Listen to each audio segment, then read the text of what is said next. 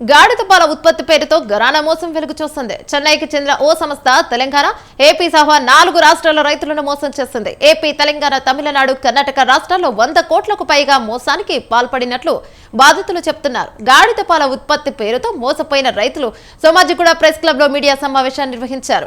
Donkey palace అనే చెన్నై సంస్థ ఒక్కో గాడిదను 1.5 లక్షలకు తమకు విక్రయించిందని చెప్పారు. లీటర్ గాడిద పాలను 1000 రూపాయలకు కొనుగోలు చేస్తామని తమను మోసం చేశారని ఆవేదన వ్యక్తం చేశారు. 3 నెలల పాటు గాడిద పాలను కొనుగోలు చేసి నమ్మకం కలిగించినట్లు చెప్పారు. గత 18 నెలలుగా గాడిద పాలకు డబ్బులు ఇవ్వడం లేదని వారు ఆరోపిస్తున్నారు.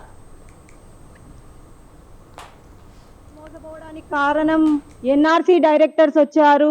రమేష్ గారు కీలక పాత్ర అండి ఇందులో. ఆయన చెప్పిండే దానికే మేము నమ్మాము. అన్ని విధాల ఫ్రాంచైజీ హైజీనిక్ గా పెట్టాడండి.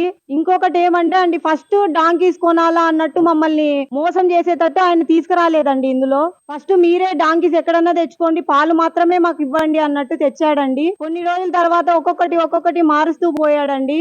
ఫస్ట్ 3 నెలలు అందరికీ డబ్బు బాగానే ఇచ్చాడు.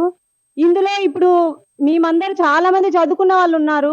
ఇప్పుడు ఎవరు ముందుకు రాలేకపోతున్నారండి. గాడిదల ఫామ్ అంటే సిగ్గుచేటు, అందరు నవ్వుతారు అన్నట్టు పెద్ద పెద్ద వ్యక్తులు కూడా ఇందులో ఉన్నారండి. ఇప్పుడు మాకు ఆత్మహత్య చేసుకునే తప్ప ఏ దారి లేదండి. లోన్లు తెచ్చుకొని పెట్టాము, మా పిల్లలకి చదువులు కట్టలేకపోతున్నాము. మేము ఇప్పుడు